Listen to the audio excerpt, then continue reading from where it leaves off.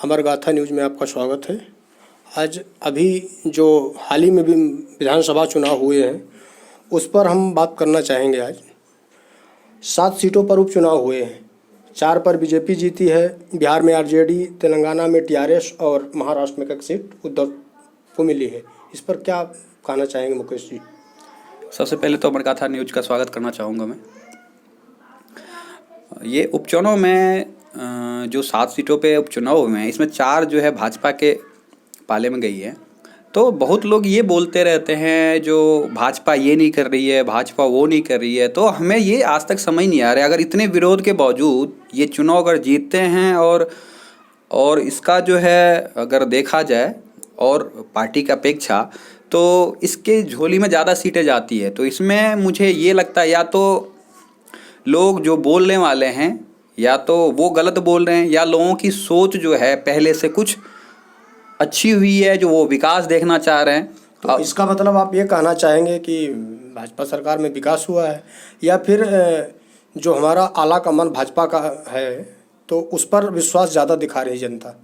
देखिए, सबसे बड़ी बात है क्या, जो अभी अगर कोई भी पार्टी हम देखें तो उसमें हमें ये नहीं लगता जो उसका नेतृत्व करने वाले जो हैं वो मतलब विकास के पथ पे ले जाए देश को, या कुछ इस तरह की सोच हो उनकी। ऐसे कोई पार्टी नहीं है। अगर हम कांग्रेस की बात करें तो कांग्रेस में अगर राहुल गांधी अभी तक थे तो राहुल गांधी ने कभी ये नहीं देखा जो हम युवाओं के लिए क्या कर रहे हैं, हमारी पार्टी रोजगार के लिए क्या कर रही है, हमारे देश की जो विकास है वो कहाँ रुकी हुई है, क्योंकि उनको भी टाइम दिया गया है। लेकिन उन्होंने ये सब चीज़ें नहीं सोचा। ना तो सोनिया गांधी ने कभी इन चीज़ों को भुनाने की कोशिश की और ना तो राहुल गांधी ने। इसी का खामियाजा ये है जो आज कांग्रेस का पतन हो चुका है।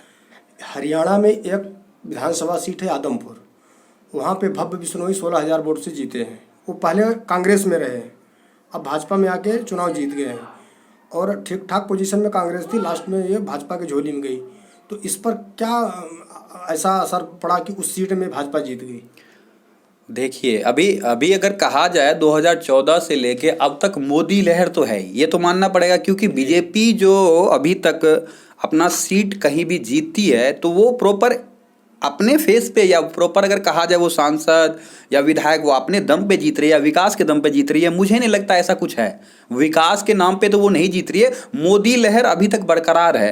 तो आप मोदी लहर कर रहे हैं तो एक काउंटर क्वेश्चन है कि अभी जो भारत जोड़ो यात्रा, इस पर कुछ असर पड़ेगा जनता पर राहुल गांधी का? देखिए, असर तो पड़ना चाहिए।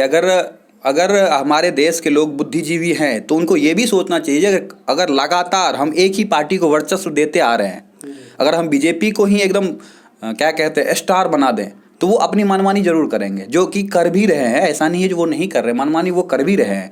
तो हमें लगता है जो हर पार्टी को बदलते रहना चाहिए, कंटिन्यू। ये नहीं जो अगर कांग्रेस को ही हम दिए तो कंटिन्यू 70 साल उसको ही दे दें। अभी गुजरात में चुनाव होने वाले हैं विधानसभा, और ठीक ठाक चुनाव प्रचार पंजाब के बाद आम आदमी पार्टी का, केजरीवाल वहाँ पे फ्री का ऐलान भी कर चुके हैं। तो इसमें कुछ असर पड़ेगा गुजरात विधानसभा चुनाव में? गढ़ है मोदी का? देखिए, गुजरात में जहाँ तक बात है, गुजरात में अभी कल परसों ही मैं देख रहा था, कुछ वैसे ही एक न्यूज़ चैनल था उनका, देख रहा था सर्वे। वहाँ पे अभी कह रहे हैं जो हम बीजेपी को वोट नहीं देंगे। बहुत लोग ऐसे भी हैं जो बीजेपी के पक्ष में है, बहुत लोग विपक्ष में भी हैं। तो उनका कहना है हम बीजेपी को वोट नहीं देंगे। लेकिन फिर प्रश्न वही उठता है जो अगर बीजेपी नहीं तो कौन? अगर बीजेपी नहीं तो कौन, ऐसा ही सबके मन में आता है। आपके भी मन में यही आ रहा होगा, अगर हम बीजेपी को वोट ना दे तो हमारे पास और कोई चारा नहीं है, हमारे पास कोई और ऑप्शंस नहीं है। क्या कहना चाहेंगे कि बीजेपी के अलावा कोई विकास नहीं करती क्या? विकास, देखिए, विकास तो मोदी जी भी नहीं कर रहे हैं। ये भी हवाई बातें ज़्यादा करते हैं। मोदी जी भी विकास के नाम पे ये कहेंगे, विकास के नाम पे ये वो चुनाव लड़ रहे हैं या विकास के नाम पे ये जीत जाते हैं। क्या कहना चाहेंगे, हिंदुत्व पर चुनाव लड़ा जा रहा है? ये हिंदुत्व, मुस्लिम, पाकिस्तान और यही कर करके ये चुनाव जीत रहे हैं। अगर इस सच बात बताऊं तो मैं आज तक ये विकास के नाम पे, आप ये बताइए 2 करोड़ रोजगार आज तक आपने देखा है? 2 करोड़ रोजगार इन्होंने दे दिया युवाओं को, लेकिन फिर से घोषणा पत्र करिए गुजरात में। तो फिर जनता की अपेक्षा के अनुसार ही तो हो रहा है। अगर जनता चाह रही है ना, ये जनता चाह रही है क्योंकि उनके पास चारा नहीं है ना। अगर कांग्रेस में अगर कोई पार्टी ऐसा हो, कांग्रेस ही नहीं, कोई केजरीवाल हो, सपा हो, बसपा हो, आम आदमी पार्टी हो, बीजेपी हो, उसके बीजेपी के अलावा आपके नेतृत्व में ऐसा कोई बताइए जो कि देश को सही रास्ते पे ले जाए और विकास के रास्ते ले जाए। आप मुझे बताइए, ऐसा कोई आपको अभी तक नेता दिख रहा है? मोदी जी के अलावा तो मुझे अभी तक कोई नहीं दिख रहा है। लेकिन क्या है, मोदी जी भी ये समझते हैं अगर हमारे अलावा इनके पास कोई ऑप्शन नहीं है तो वोट मुझे ही देना है। 24 में कुछ असर पड़ेगा? असर तो पड़ना चाहिए। बुद्धिजीवी लोग तो कतरा रहे हैं, लेकिन उनके पास चारा नहीं है, तो हो सकता है मजबूरी में फिर से मोदी जी को ही वोट दें। ये है। प्रधानमंत्री किसे देखना चाहेंगे, योगी या मोदी? मेरा तो फेवरेट योगी जी है। योगी जी? मेरा तो फेवरेट योगी जी। मोदी जी की अपेक्षा बहुत बेहतर है योगी जी, और मुझे लगता है लगभग 90% लोग योगी जी को पसंद करते हैं। ये नहीं कहूँगा जो मैं मोदी जी के बाद, मैं ये जरूर कहूँगा मोदी जी अगर नहीं होते हैं प्रधानमंत्री तो अगला प्रधानमंत्री योगी जी को लोग मानते हैं। और ये बहुत सारे सर्वे में, बहुत सारे लोगों के कमेंट्स में मैंने भी पढ़े हैं जो उनका ये कहना, जो मोदी जी के बाद अगर कोई पीएम के दावेदारी में है तो वो योगी जी हैं। धन्यवाद मुकेश जी, हमारे गाथा में अपना वक्तव्य देने के लिए, समय देने के लिए बहुत बहुत शुक्रिया। धन्यवाद। धन्यवाद।